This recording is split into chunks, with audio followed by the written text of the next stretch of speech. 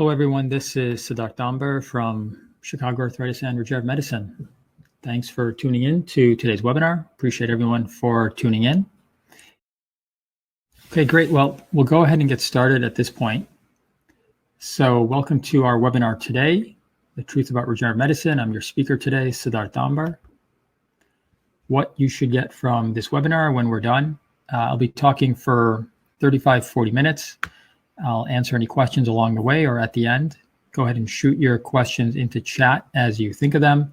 I am planning on answering a lot of frequently asked questions along the way as well, and will likely hit a lot of the most common questions that people ask. So from this webinar, you'll learn more about the best available treatments that do not require surgery for arthritis, tendinitis, injuries, and back pain. You'll learn about what is legitimate, what's not legitimate in the field of regenerative medicine, and you should have a better sense for how to choose physicians or clinics for regenerative medicine so you can make sure you're sort of getting best-in-class care as you deserve. And again, as you have any questions, just shoot them into chat, and I may not answer them immediately, but as I go along, I'll pause every so often to catch up and answer questions. Right, so the big question is, what would you do if your pain was controlled? How would your life improve? What exercise would you restart? What activities with family and friends would you participate in? It's obviously what we're trying to learn about. So who am I? My name is Siddharth Dambar, physician here at Chicago Arthritis and Regenerative Medicine, specialist in rheumatology, specialist in image-guided musculoskeletal injections, in practice since 2008. Actually involved in regenerative medicine since 2008 as well, and in the Regenetics Network since 2012. So my journey into regenerative medicine, essentially in my training in rheumatology, I had started to learn about musculoskeletal ultrasound back in 2006. And it was a time when that was a relatively new imaging modality for joints and tendons in this country. It had been used in Europe for a couple decades, but was very new here in the United States. And in that process, I had come to find that in my own shoulder, I had a mild rotator cuff injury. And it was something that I'd never really experienced in terms of pain in the past, but I did play quite a bit of tennis when I was younger, and likely had injured my shoulder at some point during that time that I hadn't really noticed. That was a interesting imaging finding that I noticed at that time, back in 2007 or so. And I started playing tennis again as a sort of in my mid 30s around that time. And I started to develop some shoulder pain at that point. And I made the connection at that point that here I'd had some ultrasound findings in advance when I didn't have pain. And then as I started to pursue more higher level activity again as an adult, I had started to develop some pain. And so making that connection that there's a lot of tendon and ligament injuries that I don't think we appropriately treat in medicine in the traditional manner, made me realize that I need to look for other treatment options for not only myself, but for my patients as well. So the traditional care, as most of you know, for tendinitis, tendon injuries, sprains and strains, arthritis, joint pains, back pain, neck pain, is generally treatment modalities that are meant to really mask the pain and eventually waiting for eventual surgery. Problems with traditional care, they don't fix the problem. Pain medications obviously have a lot of side effects. Anti-inflammatory meds have issues with stomach, kidney, liver, heart, bleeding issues. Chronic narcotics have their own really tragic kind of side effects as well. The traditional injections that we utilize, either steroid injections, have the potential, if given too often, to damage tissue or even cause metabolic changes to influence things like diabetes and osteoporosis. Some of the more traditional nerve block and radiofrequency ablation injections that are given for the spine, while they can give pain relief short term, because they damage a nerve, can actually lead to muscle weakness as well. A lot of these traditional treatment options, the main issue is it's very much about masking the pain and waiting until things get so bad that they really do require surgery at that point. The equivalent of that in the rest of medicine would be if you had high blood pressure and waited until you had a heart attack or a stroke. It's really not the ideal way to treat somebody. And unfortunately, a lot of musculoskeletal medicine, orthopedics, is still in that sort of modality where we're waiting for people to have a complete failure of a joint. Other issues with traditional care: surgery has a higher risk of a lot of other side effects, whether it's bleeding, infection, anesthetic side effects, general anesthetic side effects, cardiac side effects. Some of the more common surgeries that are done, including knee arthroscopy, that is starting to finally lose favor, have been shown to have very little utility clinically and can actually cause more instability and accelerate the arthritis process. In fact, a recent article a couple of years ago in The Lancet out of the UK showed that roughly 70% of orthopedic surgeries lack the highest level of level 1 evidence that is generally required for most treatments. It's just an indication that a lot of what happens in musculoskeletal medicine still leaves a lot to be desired.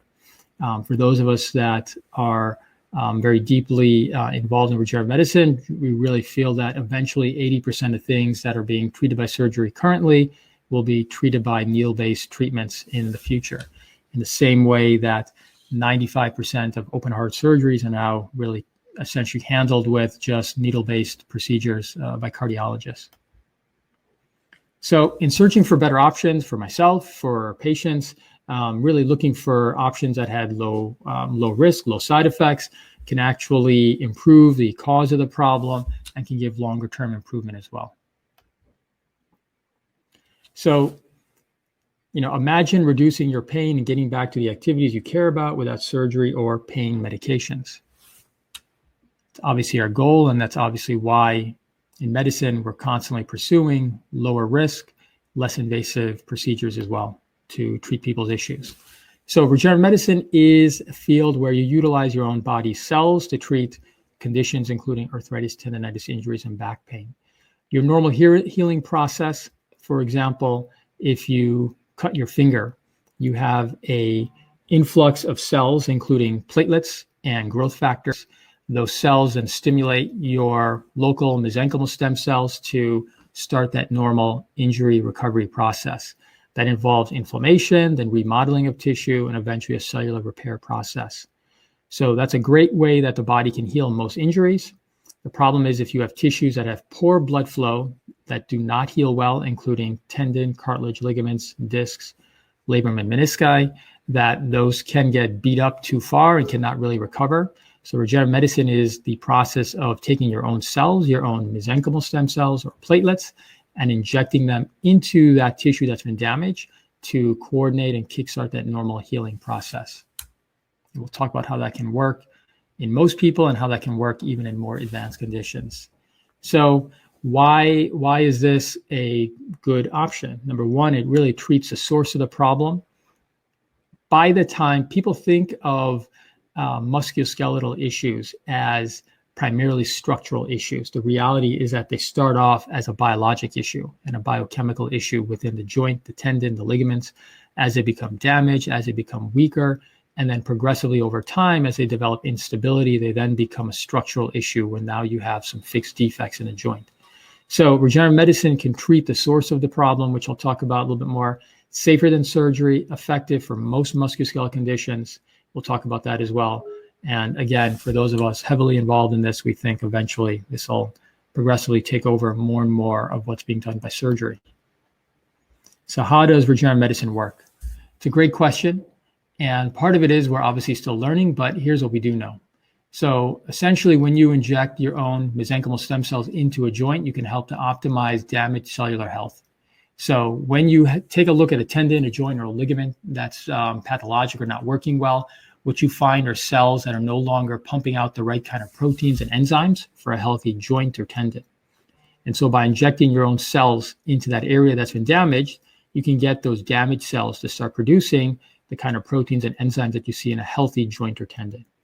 In addition, if you have mesenchymal stem cells in a joint or a tendon that have been progressively worn out, by injecting your own cells into that area, you can then actually help to replace those damaged cells to coordinate an appropriate healing process. In addition, we know that by injecting the soft tissue supports around the joint, let's say ligaments, tendons, or other soft tissue structures, you can actually strengthen the supportive structures which can then help with stability, which on its own can help with pain and with function. Great. So in addition, other ways that this can help. So when you look in a chronically arthritic or tendon, what you find is a lot of inflammation. And these regenerative medicine treatments can actually help to reduce that inflammation long-term.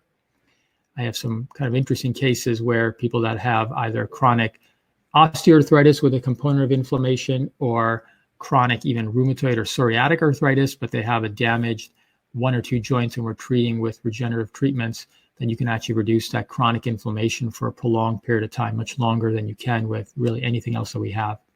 In addition, you can also improve neuromuscular health. You can actually improve the health of nerves, which then on its own can actually help with the overall stability and strength around the joint or tendon that's been injured, which can then help with pain and function. So a couple basics. Number one, is this legal? And the simple answer is yes, if you follow the strict guidelines. There are very strict guidelines from the FDA. You want to use your own cells. You want to use cells that have not been significantly altered or adjusted, and they need to be injected into damaged orthopedic tissue. I'm obviously strictly talking about treatment of conditions like arthritis and tendinitis. If you're interested in learning more about things like cardiac and lung issues, I am not the person for that. There's a lot less information out there. There's definitely work going on there, but that is definitely outside of the purview of this lecture. If I'm older, shouldn't I use someone else's cells? Simple answer is no. For most orthopedic conditions, and I'll talk about some of the exceptions, there is good evidence that using your own living cells is effective. Note that there are risks to using someone else's cells. Number one, rejection. Number two, also understand that here in the United States, it is actually illegal to inject someone else's live stem cells into yourself, with the exception of certain childhood leukemias. Again, there are some fairly strict guidelines when it comes to these kind of things that have progressively developed over the last 15 years. Is there an age limit? For most conditions, no. Whether you're talking about knees, lower back, shoulders, elbows, ankles, and neck, the results clinically that we see are not impacted by age. Some exceptions include hip outcomes can be worse with age in some cases. The key here is to understand what can work and what doesn't work, and understand what are the actual results that we see in clinical practice and in actual registry data. So what kind of doctor does these kind of treatments? My recommendation would be you want to be seeing someone who, number one, is focused on musculoskeletal conditions. If your doctor is treating everything from head to toe, every organ system, that's not the right kind of expert for this kind of thing. You should have a physician who's focused on non-surgical treatments for orthopedic conditions, meaning someone who is not really focused on surgery, because that is a very different approach to these kind of problems, and someone who really is a proper regenerative medicine expert, which I'll talk progressively more about. Can these treatments help if I've already had surgery? Again, it depends, but frequently, yes. Depends on the kind of issue. If you've had a joint replacement, then it's not something you want to inject into a joint that is hardware. However, if you have a joint that's had, let's say, an arthroscopy surgery, or if you had a prior injury that's been surgically repaired, these treatments can still help. There's good evidence from Philip Hernigue in France that you can take shoulder rotator cuff tendon tears, or even knees that have had arthroscopy, and then treat them with these kind of treatments and still get very good results. I think general rule, anytime you need to consider orthopedic surgery, is as much as possible, see if you can keep your own anatomy. Try to avoid surgeries that cut out tissue, meaning kind of routine arthroscopic surgeries if you already have arthritis, and always consider regenerative medicine treatment if you have been recommended surgery. So there are a couple of key concepts when it comes to regenerative medicine that I think are worthwhile understanding, especially when it comes to understanding not only your own condition and how to select a physician, but also to understand whether or not your physician is really on point when it comes to these kind of treatments. First concept is stability. This is a really key one when it comes to regenerative medicine. So biotensegrity is this concept that it's actually borrowed from architecture, the concept of tensegrity, where if you take a structural unit and you take the individual parts, when they're held under compression and tightly together, They offer more support as a whole unit than some of the individual parts. That's key because when you take a look at any sort of musculoskeletal tissue, when you find someone who's had damage, the key is not to treat only the tissue that's damaged. You want to treat the supportive tissue that's actually helping to offer stability and support. So prolotherapy is a key concept in regenerative medicine where you utilize your own cells and you inject them into soft tissue, supportive structures to offer more strength and stability. There's layers and depth to treatment. If you have, for example, an arthritic knee, it's not enough to only inject cells into the joint. You want to make sure you inject the other tissues around the joint as well, whether that's the ligaments, the tendons, the meniscus, the fascial layers, even the nerves, anything that offers support. It's very key to hit all of those. In addition, you need to understand that you want to treat the tissue above and below. So if you have a knee problem, your physician should also be asking or examining, how's your ankle? How's your hip? How's your back? These things are very much interwoven and connected together. In addition, understand that these treatments are progressive and offer strengthening over time. Important to understand because, number one, the effect of treatment generally will take a few months after your actual treatment. They do offer longer lasting results as well, but the keys are to be thorough in terms of treating all the tissue layers. If you have, let's say, a knee problem, if your physician is strictly injecting your own cells into the joint and not injecting all the other soft tissue structures, they're not really doing things in a, I would say, best class way. And they're going to miss opportunities to actually offer you a better result. This is a case study of a man an older man who's got lower back pain. He's had a lumbar laminectomy surgery ×2 in the past.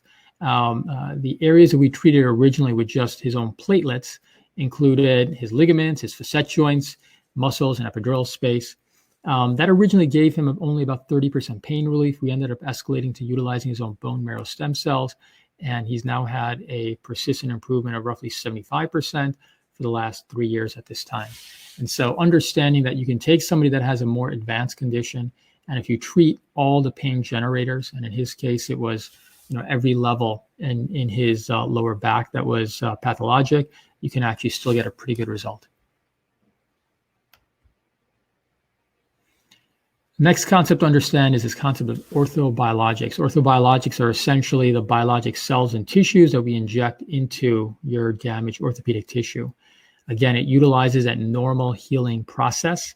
You can utilize either your own cells or someone else's cells. I would strongly recommend using your own cells. Number one, that's what's legally compliant here in the United States. Number two, that's where the vast majority of data in the medical literature comes from. Number three, your body is finely attuned to utilizing your own cells, not somebody else's. You take away the chance for rejection or infection as well, or transmitting other types of infections rather. Just better off and better data when it comes to utilizing your own cells. So there's a few different types of orthobiologics. I'll talk about some of the big ones. Platelets, you can see platelet-rich plasma or platelet lysate. The way platelets work, the growth factors from the platelets after an injury, they essentially recruit other cells and growth factors to assist in repair.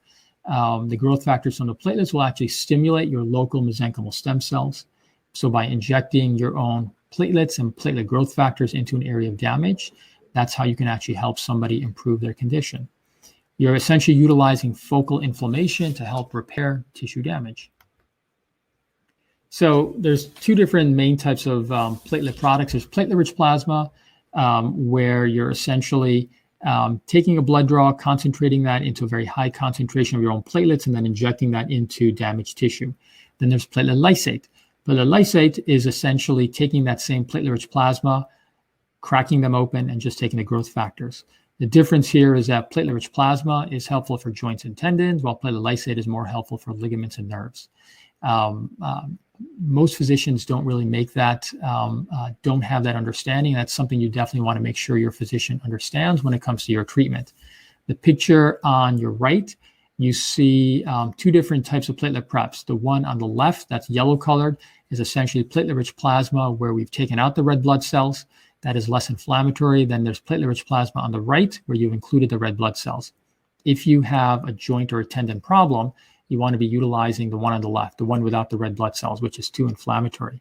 The one with the red blood cells is helpful if you have a muscle issue. When you're getting treated, your physician should have that understanding of how to concentrate your cells based on what your condition is. If you're receiving a treatment that is a one-size-fits-all treatment, that's not the right way to do this. You need to understand, and your physician should understand, that there is a different sort of platelet concentration and platelet preparation you want to utilize depending on what your issue is, whether it's a joint issue, tendon issue, ligament issue, nerve issue. Understand also that the higher the concentration that platelets you need, let's say if you've got arthritis, you need to take out more blood. I have a number of cases where I've seen patients who've been treated where they said they were treated by somebody else, and you realize based on how much blood was taken, the approach to treatment, that they really did not get an ideal treatment in terms of what was trying to be achieved. So this is a case study of this is a 45-year-old very athletic man who's a cyclist and triathlete. He has an MRI that shows that he's got patellar tendinitis. He actually ended up referred to me by his sports medicine physician because he'd failed conservative treatment. The ultrasound scan, which is what you see on the right side, shows a patellar tendon with some bone spurs in it, indicative that he's got chronic patellar tendinitis. And so he's someone who received 2 image-guided PRP treatments. Again, the picture on the right, there's a long white needle on the right side. That's how you make sure you're hitting the right target. This is not something you should be doing blindly, meaning just by feel. And injecting platelets into that tendon, he had a very good response in terms of being able to get back to full activity. I saw him a few years later, at which time his other leg now, he'd had a hamstring strain, and again, treated him with PRP again, and again, back to full activity as well. Just an example of where platelets can be very helpful for soft tissue issues. Next one is stem cells. So the main cell line that drives tissue repair and recovery after an injury are your mesenchymal stem cells. Again, there's using cells from you versus someone else. In this country, you really can only use cells from yourself if they're living cells. There are other places in the world where you may be able to use cells from other people, but again, understand that the evidence does not show that there's any additional benefit worth the risk of utilizing someone else's cells. Here in the United States, bone marrow-derived stem cells are legal if they're used in an appropriate fashion based on FDA guidelines, which frankly is not that hard if you're following the rules. Fat stem cells are another common thing that you're hearing about. The way that fat stem cells are processed, they utilize an enzyme to break apart the connective tissue. That is considered illegal in the United States. The FDA is not happy with what that enzyme can possibly do to people. You can still use fat and adipose cells for structural support, but that's not, strictly speaking, a stem cell treatment. You've probably also heard of amniotic or umbilical cells. Understand that multiple organizations have looked at this, and they find that there are no living cells when they're in the doctor's office. So the way that these products are prepped in order to be regulatory compliant with FDA guidelines, after birth, they're collected. They are immediately gamma irradiated and freeze-dried and basically pulverized into a powdered form, put into a glass vial, and then shipped to the doctor's office where they can then sit for the next 18 to 24 months. They need to be utilized. You then have saline that's injected, water that's injected into that vial to then rehydrate that into some kind of product that you can re-inject. When that's been rehydrated, there are no living cells into that. There are growth factors, so they can be helpful.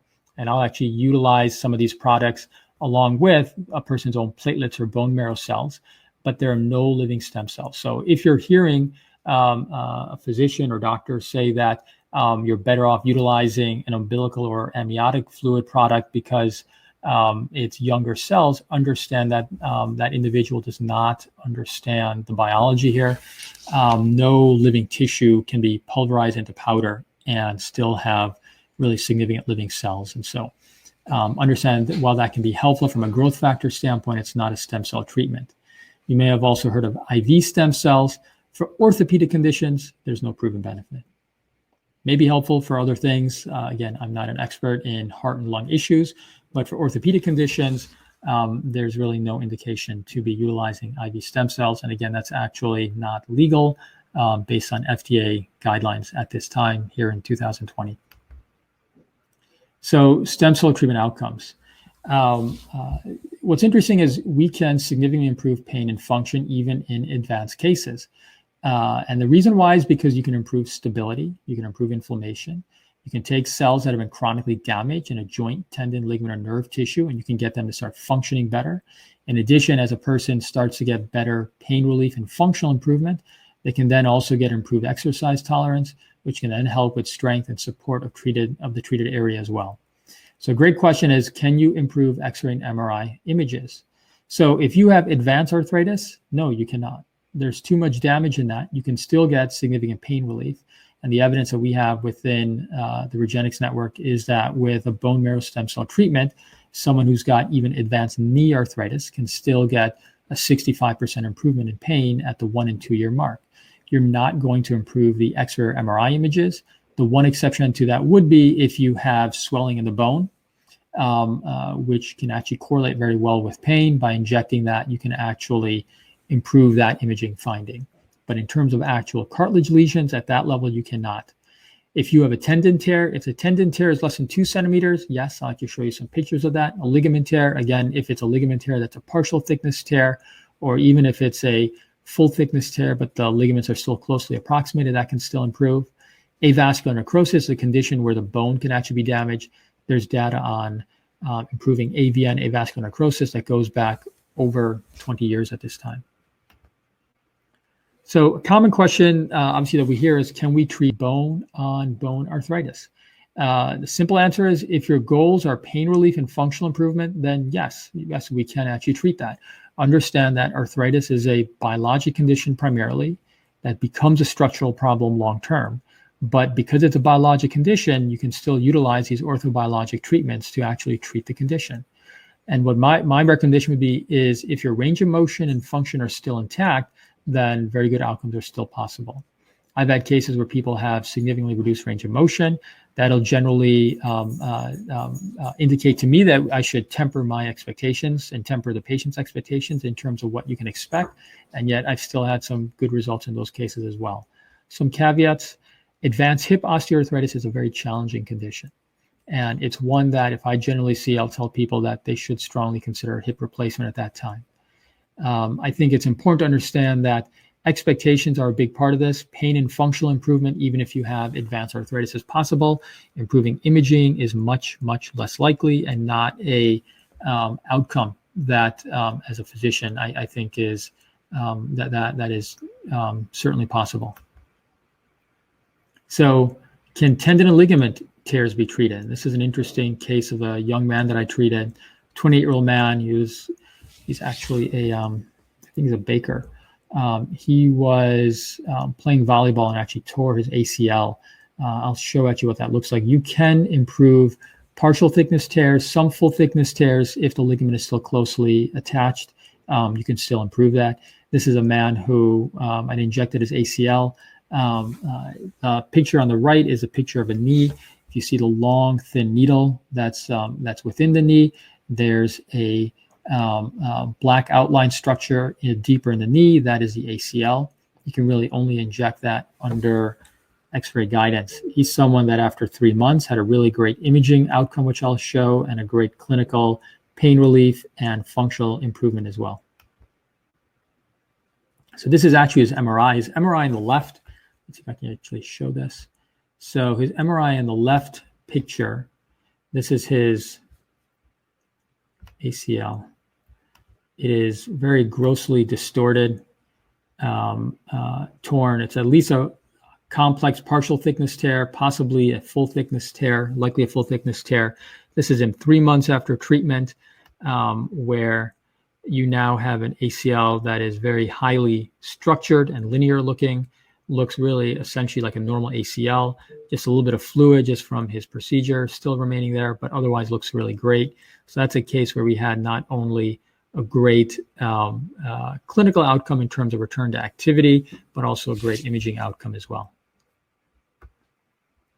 This is a case of a gentleman, he's a contractor who had rotator cuff tear.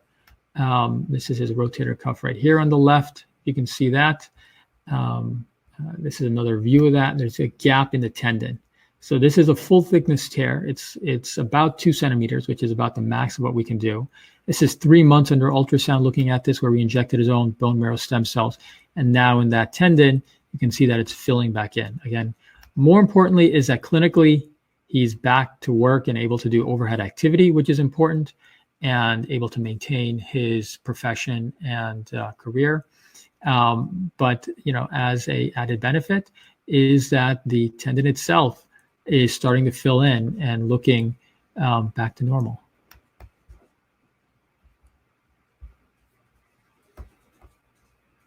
Great. So when it comes to your physician, if you're looking to someone, they need to have a very keen understanding of how to utilize the different types of cell treatments out there. They should have a clear understanding of expectations for treatment, a clear understanding of what works, what doesn't work, and a clear understanding of when to choose what kind of treatment.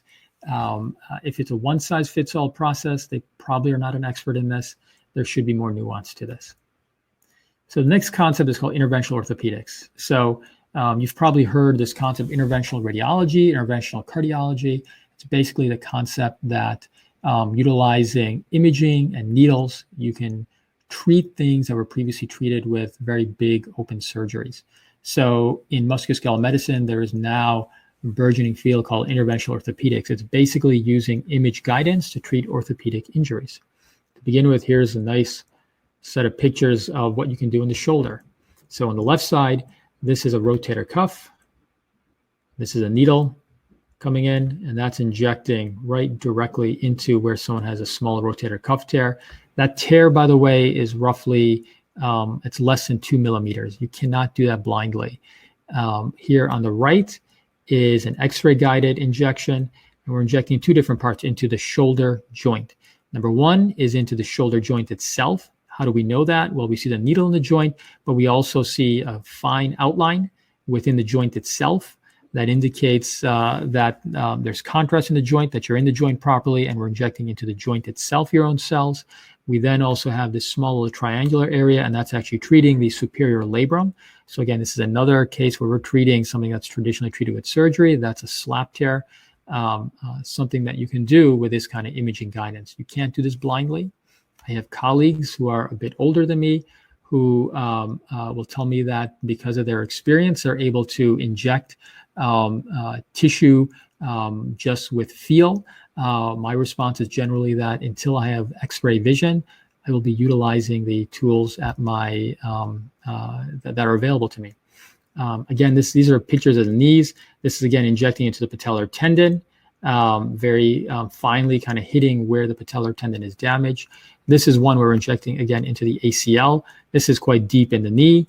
You really can only do this with X-ray guidance. You can't even do this under arthroscopy because the way that they inflate the knee under arthroscopy is with water, and it'll wash out these cells if you're trying to inject them in there. But you can do this with some very fine technique under X-ray guidance. It's another case study where this is a 41-year-old man. He's a cook.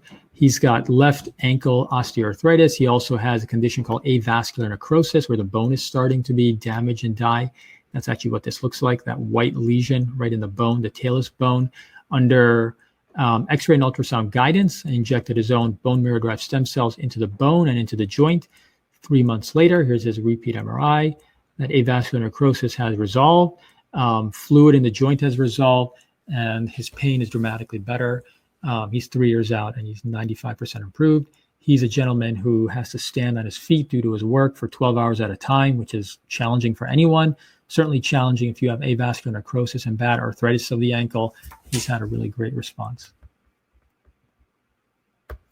So regenerative medicine treatments offer safe and effective solutions for your pain.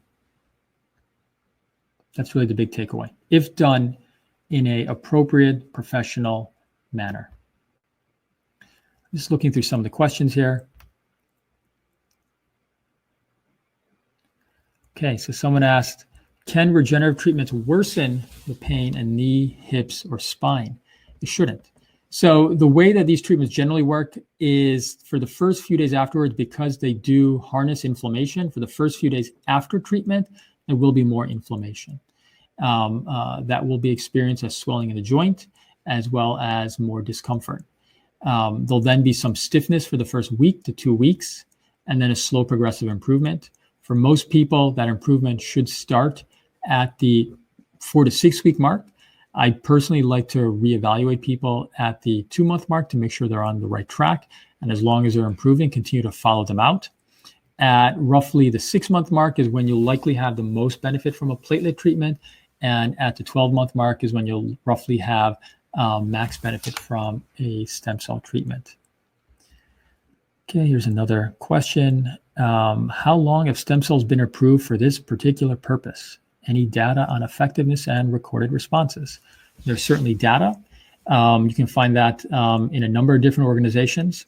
Within the Regenerative network, there's data that goes back to 2005 that is published not only in a real-time basis on the Regenerative registry online, but also in the peer-reviewed literature. Philip Hernigue, who's been doing this longer than anyone, he's a physician, surgeon, orthopedic surgeon based out of France. He has patients that go back to the early 90s. He has a collection of patients for knees and shoulders. He has patients, he's been doing this for so long, he has patients where he treated one knee surgically and another knee with bone marrow. And he's been able to follow them out for over 20, 25 years. And his data is very compelling in terms of favoring utilizing your own bone marrow derived stem cells in most cases. Okay, so a couple other questions regarding the spine. Absolutely, the spine can be treated. If you're working with a physician that has expertise, someone's asking about the cervical spine. I have colleagues who have expertise in the cervical spine. And the keys really are to treat everything that's generating pain. Someone asks about disc herniations that are moderate to severe. The key to understanding and when to treat a disc is what's causing that. And if you understand that instability in the ligaments, which then puts stress on the facet joints, which then puts stress on the discs, that you need to treat all those structures. And so when it comes to something like the spine, injecting into the disc is possible, but it's higher risk. And so you want to make sure you've treated everything else before you start injecting the disc. And so a lot of people that have what's described as degenerative disc disease on their spine is what they really have is a chronic arthritic issue, chronic degenerative issue in the spine. And if you treat the facet joints, the epidural space, and the ligaments, frequently you don't need to treat the disc at all, and you're able to avoid that kind of risk. But if you need to treat the disc, in the right cases, that can be very beneficial.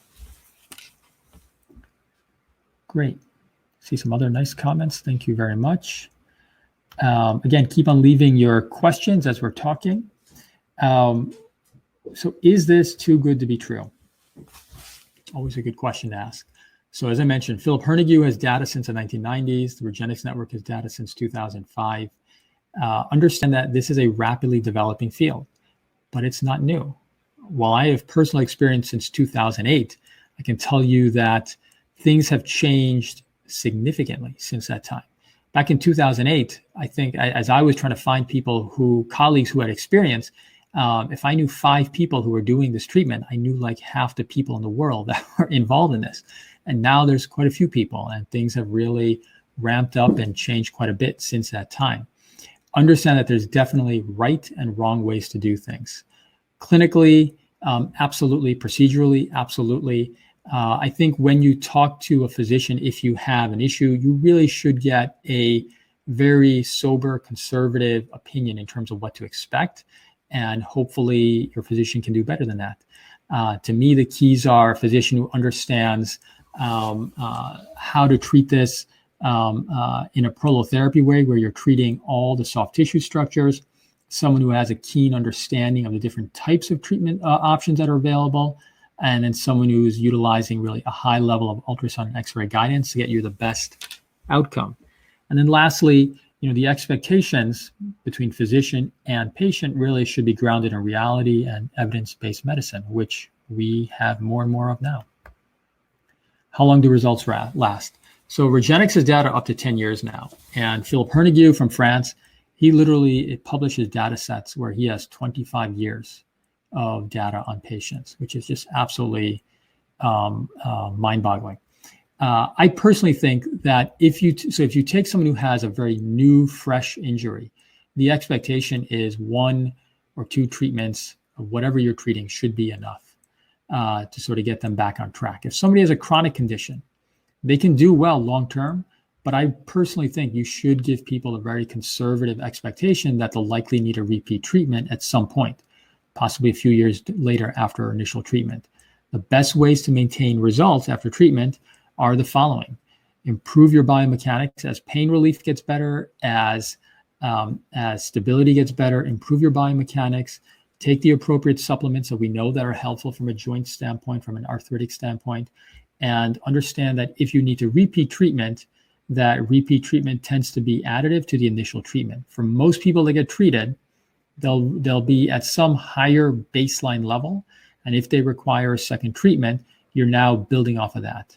I can give, personal kind of multiple examples of where people that have had chronic issues, after treating their issues, they've done very well for a number of years, and they may need to come back in after 2, 3, 5 years.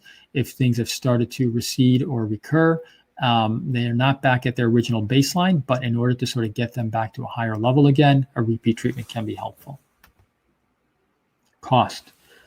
Multiple people have asked about cost. Understand that this is not routinely covered by insurance.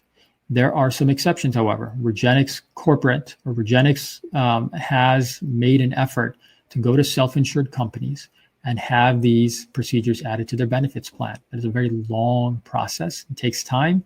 There's roughly 15 million patient lives that are currently covered under the Regenexx Corporate plan. Most large companies are self-insured, and so if you're in that kind of situation, consider checking out regenexcorporate.com and try to connect, the people at Regenexx Corporate with your HR and benefits people, and they can certainly work through that.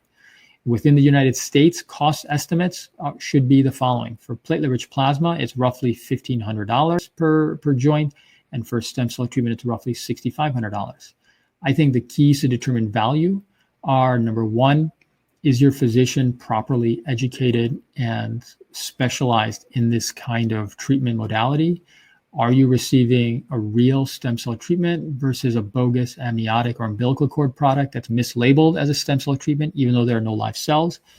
In addition, understand that these are in-office procedures. You can avoid hospitals and surgery center facility fees that can sometimes also really jack up the cost as well. And then lastly, again, your physician should have enough experience to offer you a nuanced and conservative opinion about what to expect with treatment. So just a little bit more about myself. Here at Chicago Arthritis and Regenerative Medicine, focus on non-surgical treatments for your arthritis, tendinitis, injuries, and back pain. Evaluation to me involves understanding what's going on from an inflammation standpoint, an instability standpoint. Is there any asymmetry and any neuromuscular issues? Correct these as much as you can with low-risk interventions to begin with, whether it's exercise and supplements. And if not working, then consider regenerative medicine treatment option. Always utilize the best quality products from your own body, if possible. A plan that is specifically tailored for your own condition and needs, and then delivering those cells at the highest level of image guidance so that you get the best kind of outcome. It's a great question. Somebody asking about chronic inflammation due to an autoimmune condition. Can these treatments help?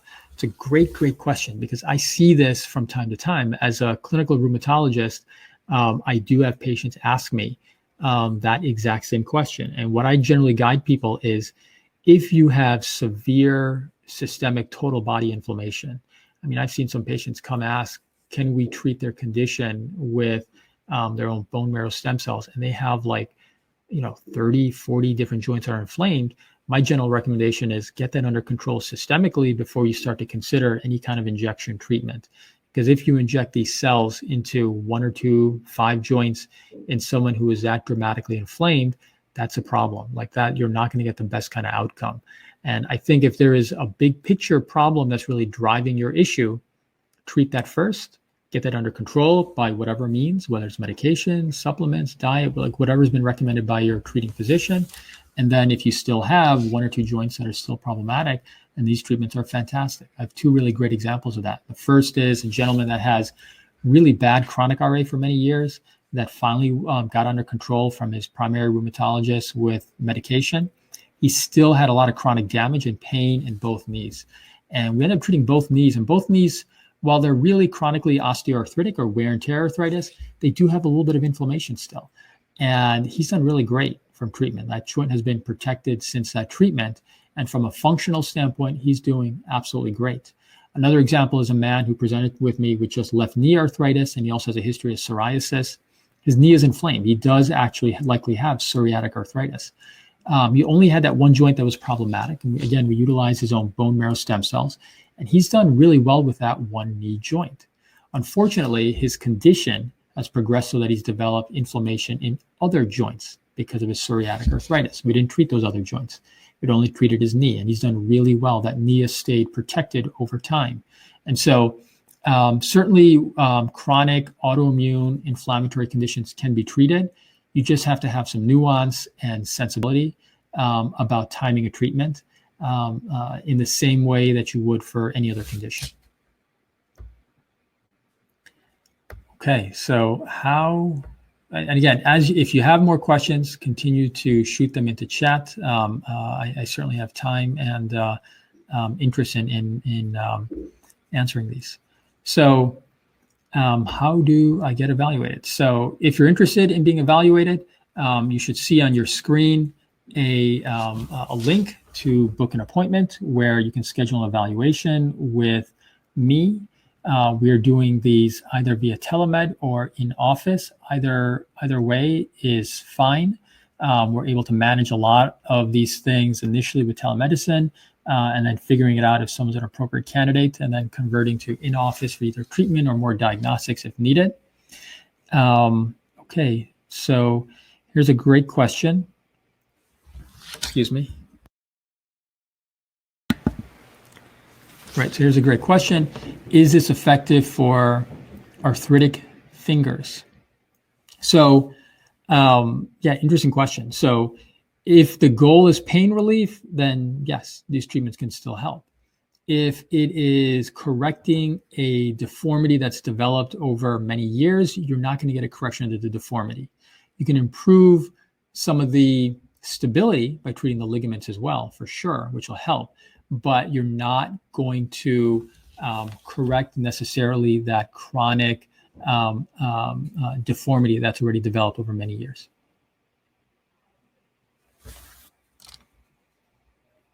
Good. Other questions for me?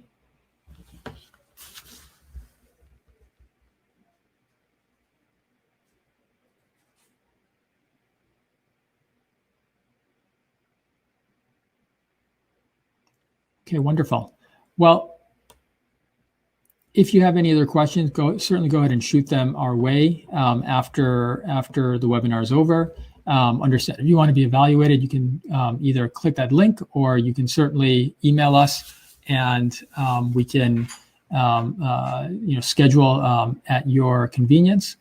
And I appreciate everyone's time. And until we meet or discuss again, have a good day and live well. Bye-bye.